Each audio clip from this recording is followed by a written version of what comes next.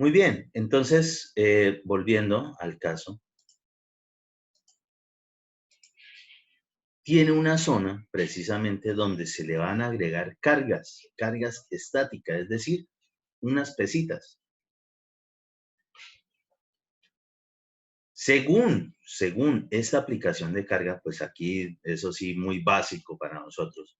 Si existe una tensión para acá, quiere decir de que aquí se tiene que presentar también una tensión por acción y reacción y demás en la parte donde se va a colocar precisamente lo que es la zona de ubicación de la muestra de suelo, ¿sí?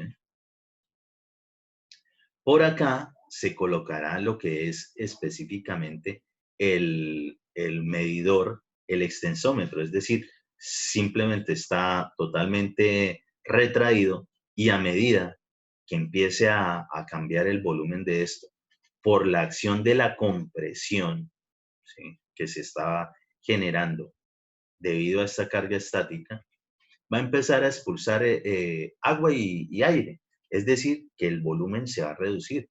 Por lo tanto, el extensómetro empezará a salir, ¿sí? Si esto se reduce, si la parte del suelo se reduce, pues el extensómetro empezará a salir. Claro que sí, empezará a ocupar precisamente esa reducción que tiene esa masa de suelo. Se aplica carga por incrementos y se toman para cada incremento lecturas de deformación con un extensómetro y de tiempo.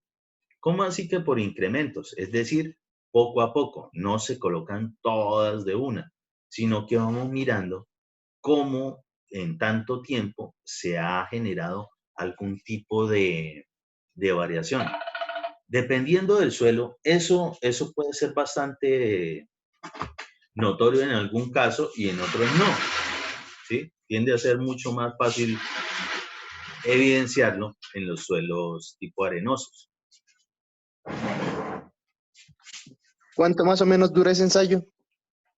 Ya les voy a mostrar aquí respecto a eso, porque depende digamos, las pesas que se le van a colocar, es decir, esa carga estática. Entonces tiene que haber primero una parte que se conforma como carga y otra que se conforma como descarga.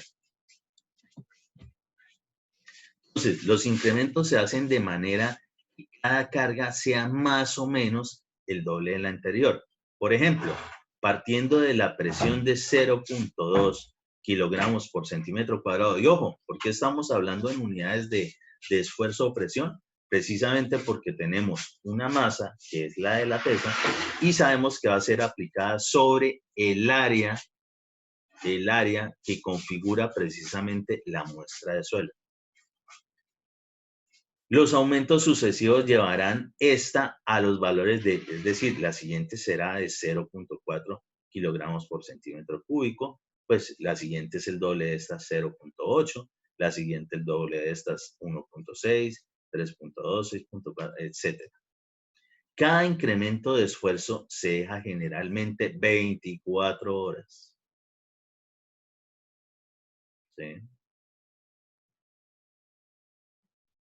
Luego se descarga también gradualmente. Entonces, es decir, que dependiendo de todas las que le hayamos colocado, ¿sí?, depende de la capacidad de nuestro consolidómetro y obviamente que eso, pues, según tienen, digamos, límites de qué tanta carga se le puedan acomodar, pues según cómo se pueda analizar, según las condiciones del aparato, del equipo, pues nosotros haremos tantas cargas y tantas descargas, pero como dura 24 horas, por lo menos si son 5 veces que nosotros vamos a hacer incrementos, 1, 2, 3, 4, 5, 6 veces, pongamos 5 o 6 veces, pues quiere decir de que un día, 2 días, 3 días, 4 días, 5 días, ¿sí? Así.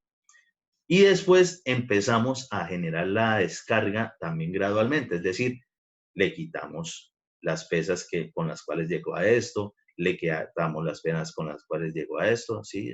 Hasta llegar precisamente a la última, la básica con la que nosotros iniciamos. Es decir, por lo menos, realmente un ensayo como estos bien hecho debe ser alrededor de unas 2 semanas, mínimo, dependiendo de qué tantas cargas yo le pueda colocar a ese análisis de esa muestra. De las lecturas mencionadas pueden obtenerse unas cuantas curvas que relacionan el esfuerzo, el asentamiento y el tiempo. O sea que de ahí sale un resto de información para unas curvitas. Esas curvitas sí ya están, digamos, determinadas o estandarizadas. No es que las vamos a construir como tan fácil, pero sí, obviamente, ubicando los puntos según lo que nosotros hayamos analizado o obtenido precisamente como resultados de realizar ese ensayo de laboratorio.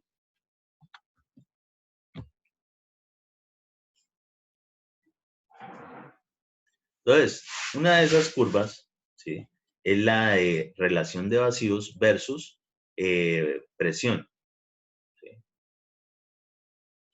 Entonces, este es un tipo de gráfico de los que nosotros podemos analizar dependiendo de esa situación. Ya veremos qué significa ese A sub B, ese M sub B, ¿sí?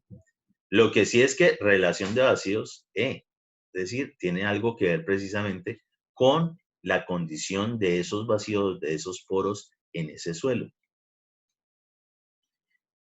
Y la parte de presión, sí, pues según el tipo de carga y el área de la muestra de suelos donde se está aplicando precisamente esa carga.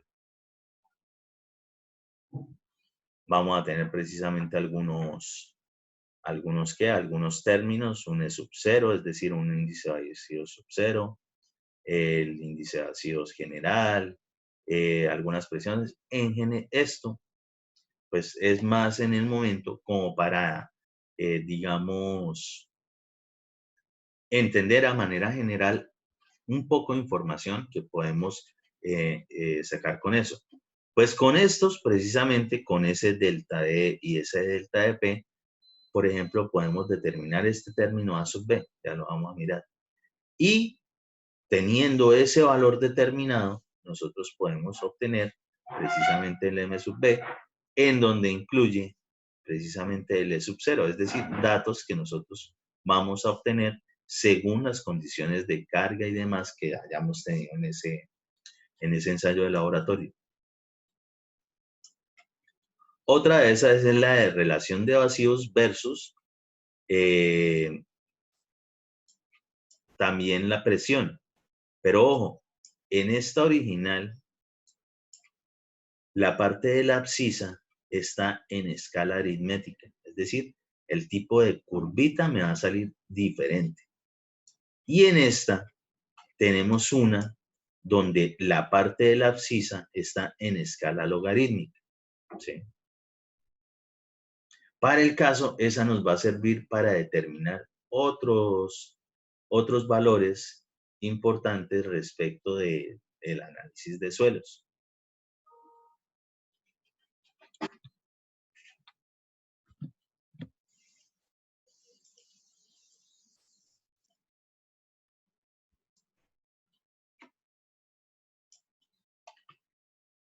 Y tenemos una ya que nos envuelve muchas de esas cosas que nos interesan saber sobre las condiciones de consolidación de un suelo, que es lo que tiene que ver, por ejemplo, con la medición de asentamientos. Y la medición de asentamientos precisamente es qué tanto se deforma ese suelo, ¿sí? Qué tanto no logra recuperarse.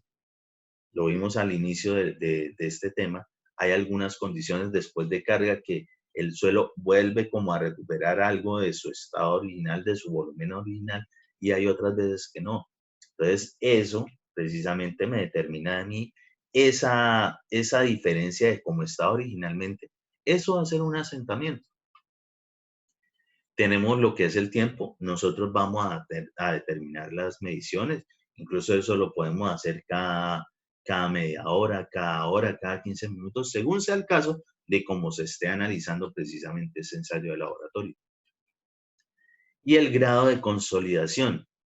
Y esto, pues precisamente es lo que nosotros iríamos a a determinar a partir de los datos que obtenemos en nuestro ensayo de laboratorio.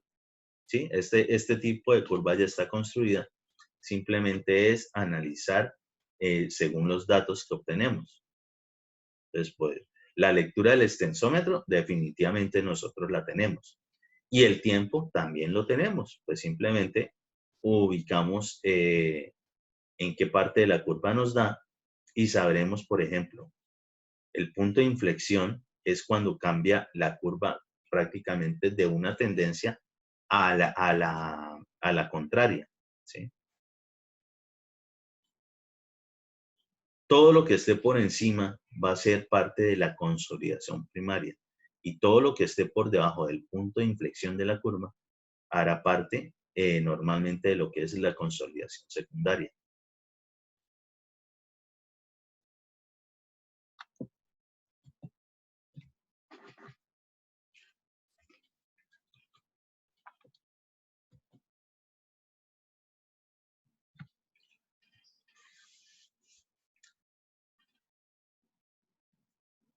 Entonces, el coeficiente de compresibilidad A sub B, es decir, ese que veíamos en la primera curvita, que era relación de vacíos versus la presión, pero la presión estaba en escala aritmética, ¿sí? Esa A sub B. Unidades de longitud al cuadrado sobre fuerza. Ojo, esas son las unidades de la sub B. L indica longitud, F fuerza. Y se obtiene de la curva relación versus presión, pero una vez más la presión en la parte aritmética, en escala aritmética. El coeficiente de compresibilidad volumétrico o módulo edométrico M sub B. ¿Sí? Eso es lo que significa eso. Lo hallamos dependiendo de esto que hemos determinado y el E sub 0. También se da en unidades de longitud al cuadrado sobre fuerza. Se obtiene de dividir el A sub B por la magnitud de 1 más E sub 0, en donde E sub 0 es la relación de vacíos del suelo antes de sufrir el proceso de consolidación bajo un incremento de carga dado. Es decir, ese que nosotros conocemos precisamente de ese suelo antes de. El índice de compresión C sub C, ¿sí? Adimensional, se obtiene de la curva también relación de vacíos versus presión, pero la que está en escala logarítmica. O no confundir este C sub C de esto con lo que por allá al principio del curso vimos en granulometría, con coeficiente de curvatura, ¿no? Esto es otra cosa. Esto ya es específico para cuestiones de consolidación y asentamientos. Y el coeficiente de consolidación C sub B, ¿sí? En unidades de longitud al cuadrado sobre lo que es el tiempo, ¿sí? Para su cálculo es necesario tener en cuenta la curva de asentamiento tiempo, ¿sí? Escala logarítmica, esa que ahorita estábamos mirando que teníamos por un lado el asentamiento o la deformación del extensómetro por la parte de la abscisa en escala logarítmica, lo que tiene que ver con el tiempo, y por el otro lado, lo que tiene que ver específicamente con la consolidación. Los tres primeros sirven para estimar la magnitud de los asentamientos totales por consolidación, es decir, el A, el B y el C. El último se usa en la determinación de la posible tasa de asentamiento de un terreno.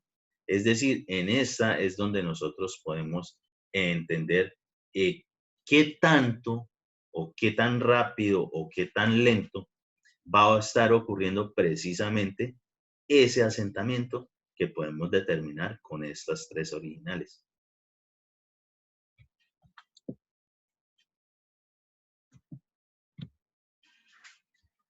Resulta y acontece que uno de los de las edificaciones, si han ido, si la conocen, si la han visto en fotografías, películas y demás, en libros, a lo que más se le ha hecho precisamente estudios respecto de esto, y esto tal vez lo vimos un momentico por ahí al inicio del curso, por ahí en algún gráfico, también es precisamente lo que tiene que ver con la torre Eiffel, la torre inclinada de Pisa, ¿sí? En Italia, y pues es donde más se han estudiado precisamente la cuestión de los asentamientos, para el caso asentamientos diferenciales. Y ojo, este es un gran laboratorio precisamente de asentamientos, de cuestiones de consolidación. Allí cuando la construyeron originalmente, era pequeña, ¿sí? Digamos, la carga estática que iba a aportar a ese suelo no tenía tanto problema. Pero les dio, en cierto tiempo, de agregarle unos pisitos más y empezó a inclinarse. Y mágicamente también les dio después, no, pues metémosle otros pisitos más. Y siguió la inclinación, ¿sí? Entonces, esto durante un tiempo no le pasó nada. Fue cuando empezó a agregársele otros pisos. Y esto, lastimosamente, nosotros lo vemos mucho en construcciones, sobre todo de estratos bajos. Esas que son una casita que uno no sabe ni cómo están viendo ahí, y empiezan en lotes muy pequeños y empiezan a construir en altura, hacia arriba, sin ningún estudio de suelos de nada. Y termina haciendo 3, 4 pisos, sí, prácticamente una casa muy diferente una encima de otra. Eso perfectamente puede derivar en problemas de consolidación, ¿sí? Problemas de asentamientos. De entrada, ¿sí? Y ya lo sabemos, puede ser que no se evidencie mucho, ¿sí? Un asentamiento instantáneo. Pero en el tiempo, dependiendo del tipo de suelo, eso puede cambiar muchísimo. ¿Por qué? Sobre todo en la cuestión que tiene que ver con las arcillas. Las arcillas, hay arcillas expansivas, hay arcillas de muchos tipos. Algunas se comportan prácticamente como una esponja que absorbe agua cuando está, digamos, en época de invierno, y la expulsa cuando está en época de verano. Pues eso definitivamente tiene que generar una reducción en el volumen y puede estar afectando precisamente con esta carga estática, si es decir, esto que duró allí en el tiempo, ¿sí? No está saltando ni nada por el estilo, ¿cómo puede afectar precisamente ese suelo?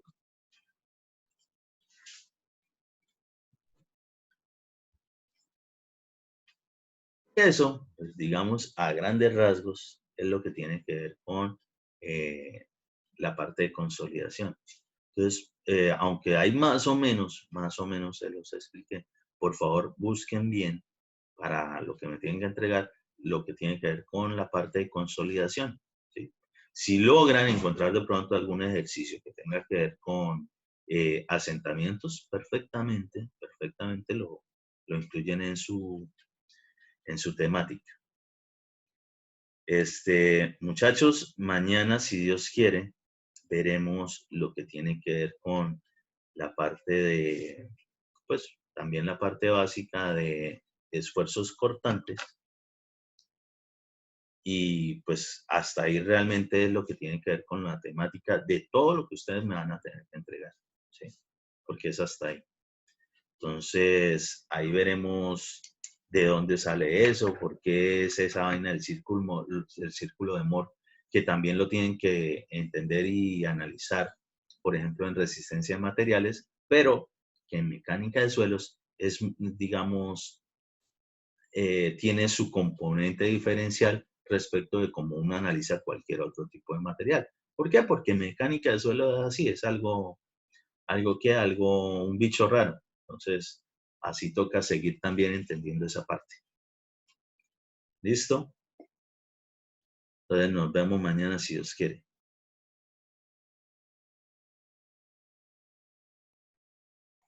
Yes, ingeniero.